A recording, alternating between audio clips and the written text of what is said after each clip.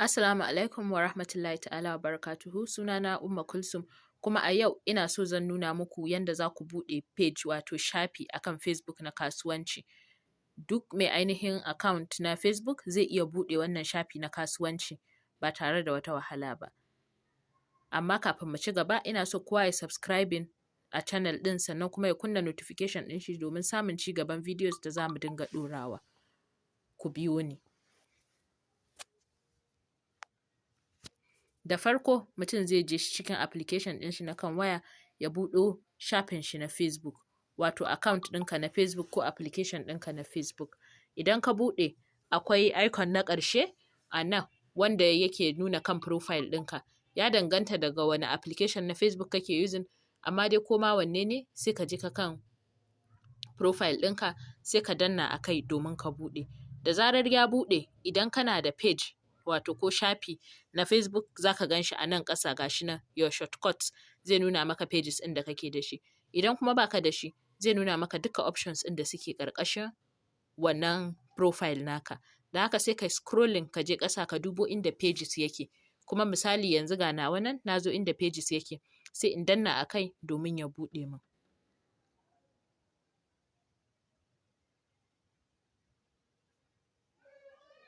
Gashi nan yana loading kafin ya buɗe. Idan ya buɗe, yawwa, idan ya buɗe gashi nan za ku gani cewar already ina da page guda ɗaya ko shafi guda ɗaya da na riga na buɗe wa kaina na business. So, a sama kuma akwai inda aka saka create, akwai like page, akwai invite, inda za ka gayyaci mutane kenan. Shi kuma like page nan da ko shafukan na Facebook da kai liking.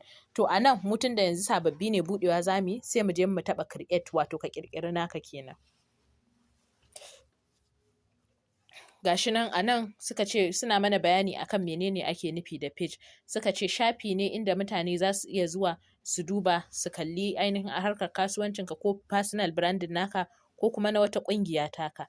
Wala Allah ƙungiyar taimakon kai da kai ce, wala Allah ƙungiyar marayu ce ko CSO ko CBO ko ma wani irin dai uzuri kake da shi za ka iya zuwa ka buɗe mishi shafi akan Facebook. Sannan a nan na gaba suna baka labarin cewar ko suna gaya maka cewar za ka iya baza hajarka ko baza kolin kayanka ko irin ayyukan da kake yi ko kuma kai irin abin da ake kira misalin gidauniya a kai ko kuma ka ƙirƙiri talloli ka yaɗa akan shafinka. Sannan abu na gaba mutane da yawa za su iya duba ka ta hanyar shafinka domin su yi ma'amala ta kasuwanci da kai. A ƙasa kuma akwai inda aka sa get started. Gashi nan sun ce by creating a page you agree to the page group and event policies, wato ka yarda da duk wani sharaɗai da dokoki na Facebook. Sai mu sa get started. Da farko za su tambaye ka what is the name of your page, menene sunan ainihin pejinka ko shafinka ko kasuwancinka ko sana'arka. Ni zan saka yanzu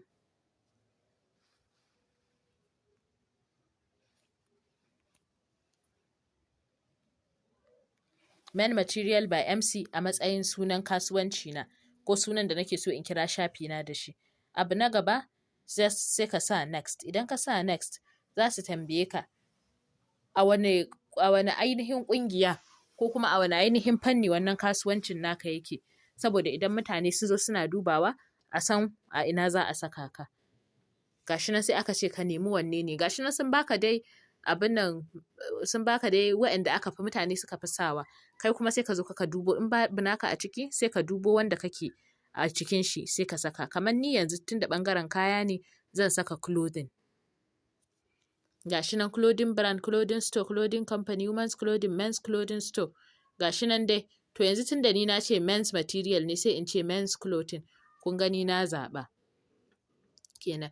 Idan ina so in ƙara wani category ɗin kuma banda men's clothing zan iya ƙarawa in ce ina yin kamar supply ko kuma ina ɗinki ko wani abubuwan. Ya danganta da yawan abin da kake yi sai ka ƙara. Idan ka gama ka gani akwai create a ƙasa, wato a buɗe maka shafin kenan da wannan suna da ka zaɓa.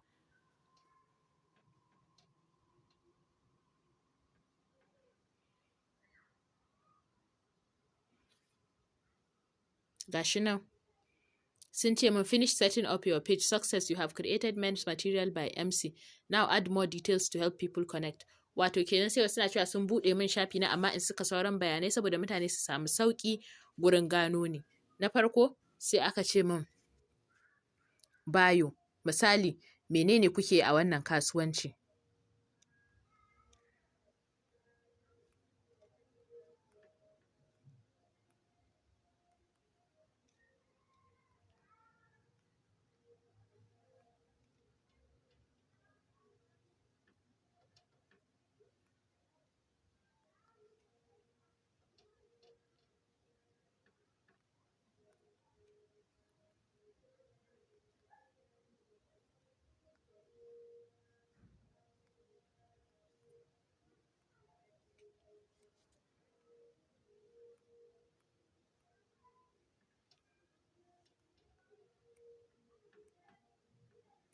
To kun gani dai a nan yana da iyaka bayo ɗin, saboda haka ba zan iya saka sauran bayanan ba sai in takaita shi in yi summarizing ɗin shi.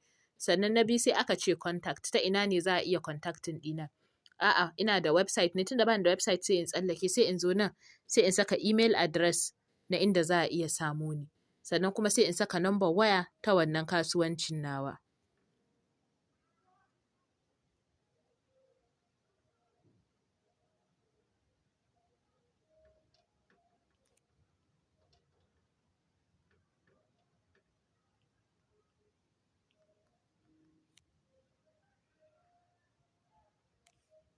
To kun gani na sa sun ce min dole sai na saka country code, wato alamar shaidar ƙasanmu.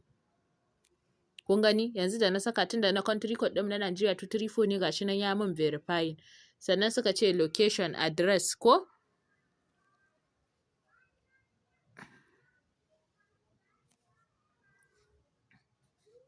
Gashi nan sun ce in yi sacin town ko city ɗin da nake. Yanzu za mu nemo Kano, ga Kano Nigeria na.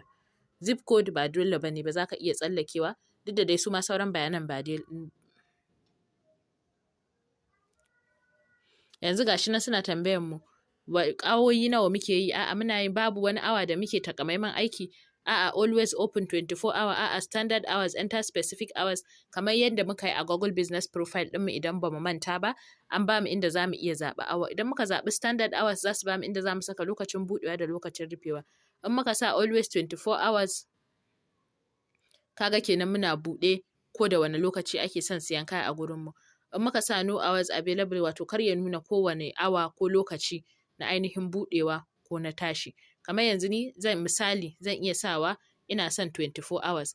Wannan duk wasu bayanai ne da za ka iya zuwa ka canza daga baya, kamar yadda za mu iya editing Google Business Profile ɗinmu. Saboda haka sai mu ci gaba da next.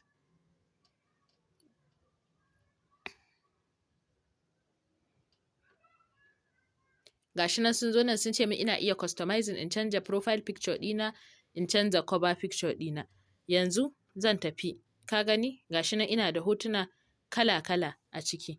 Yanzu wanne nake so in sa, ga gallery ɗina, sai in je ni folder da nake ganin tana ɗauke da hoton da nake so in sa a DM ɗina. Yana da kyau mutum ya zaɓi, in yana da logo ya zaɓi logon abin nan in shi ya saka. Kamar misali ni ga logo na zan saka a jikin profile picture ɗina domin duk wanda ya zo ya sani. Sannan ka gani ga na baya nan shi ma za ka iya zuwa ka zaɓo a cikin abin nan, kuma in kana da shi anan za ka iya dubawa.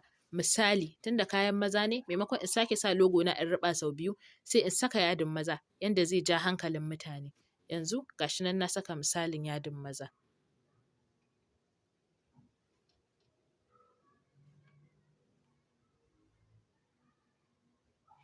To kun ga network dai ya hana ni in ɗora, amma idan network ya bamu dama zan ɗora, za ku gani.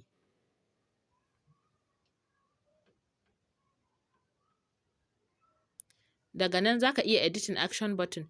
Me kake so a yi maka a gurin customize action button. Yanzu gashi nan suna nuna min zan iya saka a kira ni ta gurin, zan iya saka a min DM, zan iya saka a min message ko wani abubuwa.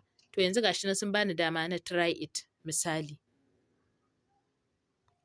sign up, wato ka tura mutane website ɗinka, shafin ka su saka email ɗinsu. Start order, a tura maka inda za ka fara yin order ta shafin ka na yanar gizo-gizo.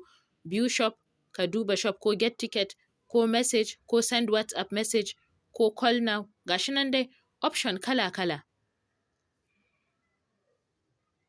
Gashi nan option kala-kala na abin da suke so kai. Misali, ni ina so a dinga tura min WhatsApp message ne, ko ina so a dinga kira na, sai in zaɓa a ciki. Kamar yanzu sai in sa send WhatsApp message. In kuma ba shi nake so ba, zan iya zuwa in ce buy now. Misali. Ka gani? Ya fitar min da wannan. Zan iya zaɓa option ɗaya ne a kowane button. Yanzu gashi sai in sa next. Kun gani? Tunda buy now na ce sai ya kai ni link, wato ko shafi na yanar gizo-gizo. Tunda bani da shafi na yanar gizo-gizo, sai in koma baya. Misali, sai in zaɓi wanda zai yi min aiki. Kamar misali, send WhatsApp message. Gashi na next. Gashi nan suna tambaya ta wannan number wayan nake so a tura min, ko wata number wayan nake so a tura min. In bana so a tura min a wannan, zan iya gogewa in sa wadda nake so a tura min. Gashi nan sun ce send code, sai ka danna send code.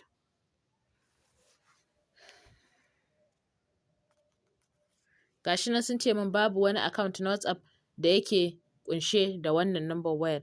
Misali. Sai in zo zan iya editing in cire in saka wadda take dauke da, wato ainihin number da take dauke da WhatsApp ina. Misali, zan saka wannan.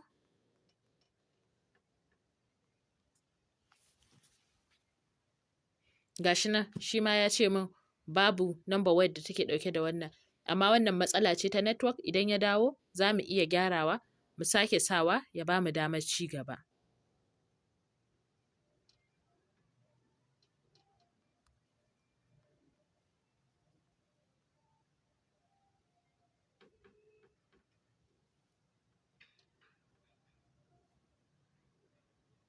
Yanzu gashi nan yana nuna mana alamun cewa message ya tafi. Gashi nan har code ɗinmu ya zo.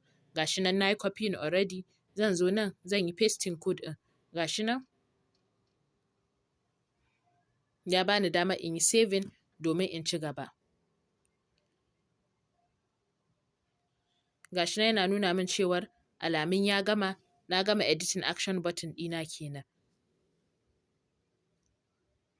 Sai in saka next.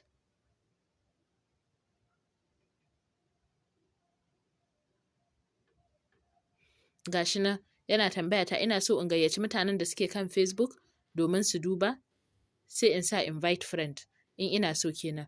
Misali, zan iya zuwa in zaɓi mazan da suke kan, tunda business abinan ɗin maza ne, zan iya zuwa in zaɓi mazan da suke kan abinan ɗina. Wala Allah 'yan uwana ne, wala Allah abokan sana'a ne, ko wani abin nan. Duk dai sai ka lura da waye za su sai wannan kaya akan wannan shafi naka. Sai ka zaɓi iya yawan wanda kake so. Sai ka tura musu message. Za ka iya zaɓar duka contact ɗinka kai select all. Za ka iya zaɓar wasu daga cikin mutanenka ka yi. Amma dai yana da kyau ka lura da waye ma za su siya. Kamar yanzu misali ne. Na zaɓi mutum 19 kenan. Bari in ƙara ɗaya ya zama 20. Na zaɓi misalin mutum 20. Zan tura musu invitation na cewa na buɗe sabon shafi na sai da kayan maza, su zo su yi patronizing ɗina ko su yi liking page ɗina da dai sauransu. Sai in saka next idan na gama. Gashi nan suna bani bayani in zama updated ko in zama cikin sanin abin da yake faruwa. In kunna wannan kenan saboda su dinga turo min cewa a'a na yi sababbin friends ko na yi sababbin followers, ko wani yana so ya sai kaya a shafi na. To, in kuma bana so sai in kakkashe. Gashi nan ma nan suna gaya min zan iya zaɓar marketing product da za a dinga turowa. In kuma bana so shi ma zan iya kashewa. Da haka sai ka saka done. Ka gama ƙirƙirar shafinka kenan na Facebook. Yanzu zai buɗe maka ya nuna maka shafinka. Za ku gana wa ya sa switching profile saboda already ina da wani page ɗin a kai. Amma idan baka da page ɗin zai ce maka open page.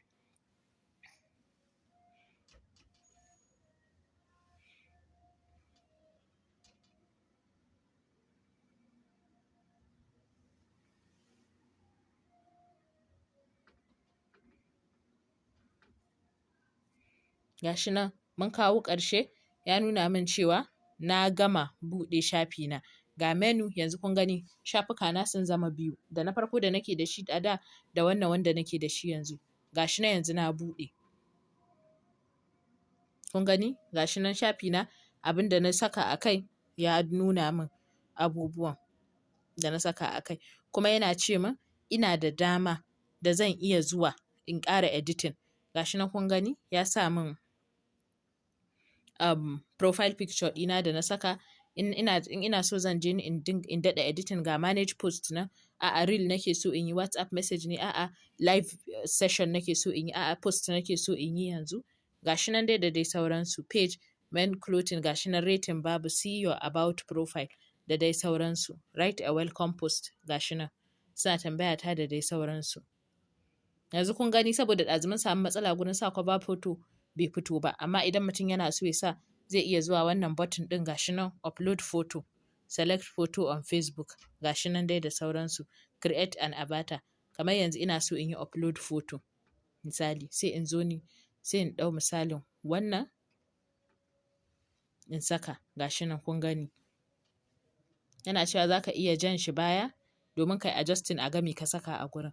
Kaga misali save, za ka iya sa mai hoto ɗaya, za ka iya sa mai abin nan yanda dai kake so haka za ka yi. Gashi nan ya ce min uploading my cover photo da dai sauransu. Da wannan na kawo ƙarshen bayani akan yadda za mu buɗe shafinmu na Facebook domin tallata kayanmu. A bidiyo na gaba zan nuna mana yadda za mu yi boosting post ɗinmu ko kuma mu promoting page ɗin ma gaba ɗaya. Wato mu tura wa mutane da yawa su zo su duba wani post da muka yi da muke so mutane su sani, ko kuma a'a shi kan shi pejin da muka buɗe mu tallata shi zuwa ga mutane. Na gode da sauraro, sai an jima.